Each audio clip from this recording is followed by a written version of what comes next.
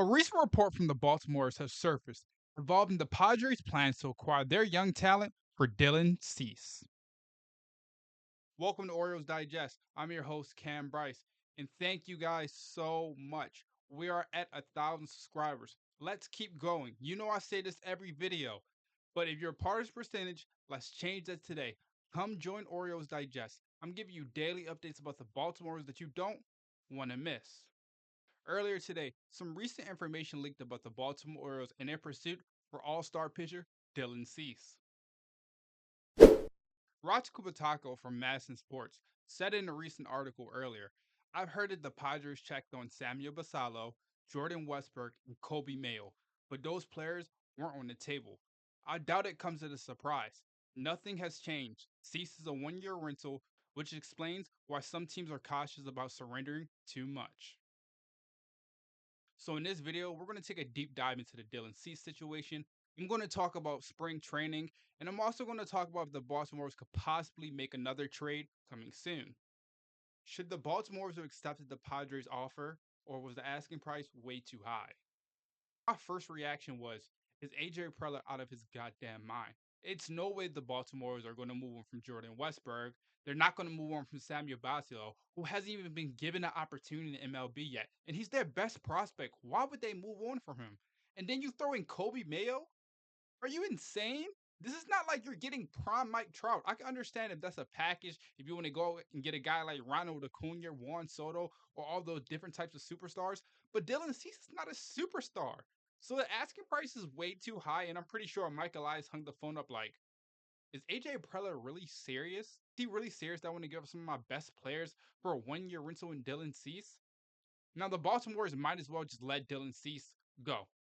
Let another team trade for him. If the Padres keep him, hey, talk to Dylan Cease next offseason when he's a free agent. But it's too much for a one-year rental. And I'm at the point right now, I just think the Baltimore Orioles could just move on. Just don't even trade for a pitcher. Just go out with the starting rotation that you have right now. Let's take a look at Dylan Cease's numbers last year. 33 games, 189.1 innings pitched, 18 home runs allowed. That's good. 224 strikeouts. Dylan Cease was dominant last year. 224 strikeouts. That's a lot. 137 hits allowed, but a 3.3 ERA. So Dylan Cease is an ace level pitcher. He's an all-star level pitcher. He's a guy that can change your whole franchise in one season. Yes, I know. Adding Dylan Cease with Grayson Rodriguez, Zach Eflin, Sagano, Dean Kramer, it will be very valuable. But if you look at my previous videos over the last couple months, I said the Baltimore's best trade package was to involve Kobe Mayo and Dean Kramer for Dylan Cease. Anything more than that, the asking price is way too high. And I think Mike Elias made the best decision saying, AJ Preller, no, we're going to go into this roster what we have now. And I'm not even sure the Baltimore's would extend Dylan Cease. Now, it's coming from a casual standpoint, but if you look at the metrics and the contract situation of what the Baltimore have to do for their young players like Gunnar Henderson, Adley Rutschman, Grayson Rodriguez, Jordan Westburg, Jackson Holliday, it makes no sense for them to go out, get a pitcher like Dylan Cease, and then you're going to have to extend him well over $220 million. That's not the thing. You trust in Grayson Rodriguez right now, and that's going to get me into my next point that we're going to talk about today. Should the Baltimore still make a trade? I'm on the type of side that I think the Baltimore should just go into the season with their current rotation. Grayson Rodriguez, Zach Eflin, Sagano, Dean Kramer, and Charlie Morton. I think that's enough to compete in the AL East. A lot of people say, oh, this is going to be one of the worst rotations in baseball, but it's similar to the Mets rotation. The Mets don't have a good rotation. They have a good offensive lineup, and they'll still be in the playoffs. The Baltimores will still make the playoffs. It just depends on how this team succeeds over the course of the season. And nobody cares for the Orioles to make the playoffs. They want them to win in the playoffs. And it's time for these young guys to step up. I'll keep saying that. I've said that a lot. I know you guys are tired of hearing saying it, but it's time for Jackson Holliday, Grayson Rodriguez, Gunnar Henderson, Adley Rutschman, all time for them to take that next big jump.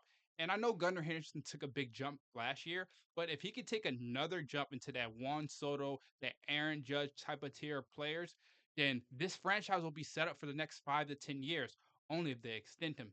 Adley Rutschman, I think he's going to have a bounce back year. I've seen a lot of comments over the last couple of days talking about Adley Rutschman and his poor play. Yes, he dealt with injuries. He went through a lot, Baseball is the mental game. If you don't have the confidence and you have a nagging injury that's hurting your ability to perform every single day, it's going to linger on throughout the stretch. And that was the first time in his career we've seen a guy struggle.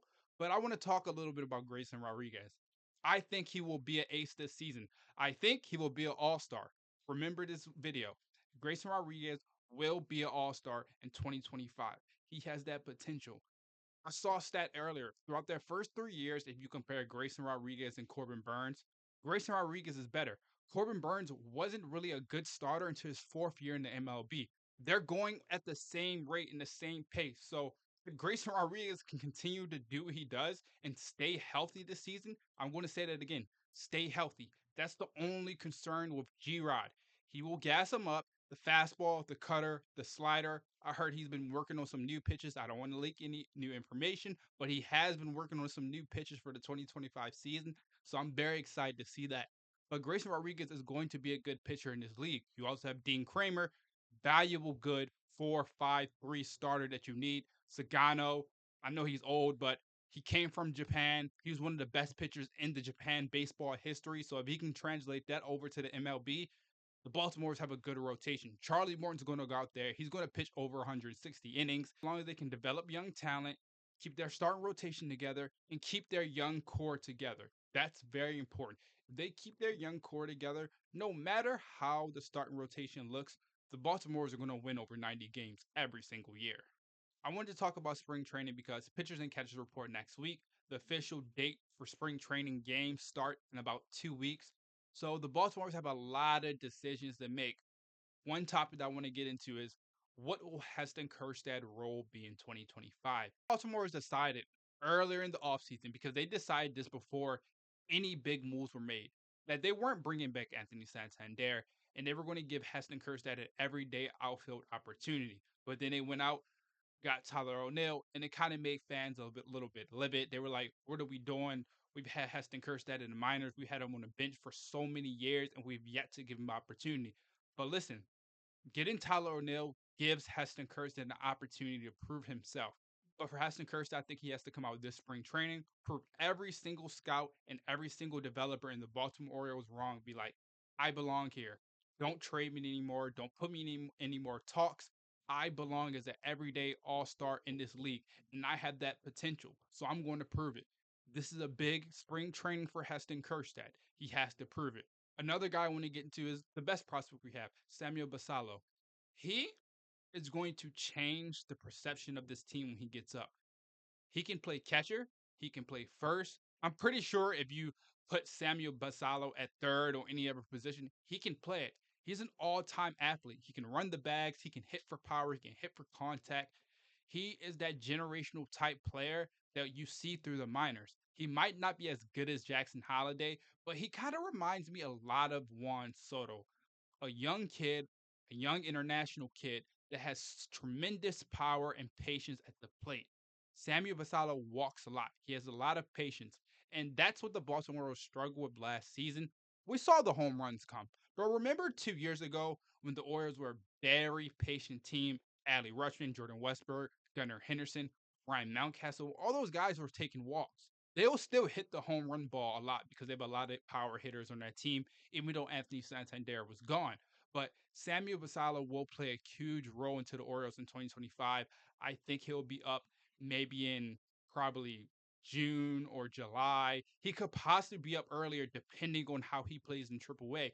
But that kid has to be on the Orioles roster by the end of the season, helping them for a playoff push. For my last point about spring training that I want to get into is the health of Jorge Mateo and Félix Bautista. We know they've been strangling them on throughout the offseason, not ramping them up too much. But when you get Jorge Mateo back in the lineup, even if he's not playing every day, he makes a key contribution to this team. And we saw that last season. Once Jorge Mateo was in, you already know March and April, Jorge Mateo is going to look like one of the best players in baseball. That's how he's been his whole career. But as the season goes on, he starts to nag with different types of injuries. He goes through slumps, and he doesn't look like the same guy. So getting Jorge Mateo back would be very huge for this team. Now, for my last point, we're going to talk about Félix Bautista. I think getting him back this season is going to be so huge for this team. People don't realize how good Felix Bautista is. Even his presence in the bullpen is just so dominant. He makes every bullpen guy around him. And we saw that deadly duo between him and Yunier Cano when Cano would come in the seventh and eighth, and Felix Bautista would just shut everything down in the ninth. If the Baltimore Orioles can get that with Keegan Aiken, with Albert Suarez, with Andrew Kittredge, it's so many valuable options you can go to. And then I'm gonna say it once again, Tyler Wells is expected to be back after the All-Star break, so you can put him in a long relief position too. So getting Felix Bautista back healthy is going to be very important. Once again, thank you for watching and thank you for getting us to 1,000 subscribers. We started this channel up in early January, and it's been tremendous to see how fast we are growing on the YouTube community. Keep joining Orioles Digest. Hit that subscribe button. Turn on post notifications because I'm giving you daily updates about the Baltimore Orioles that you don't want to miss.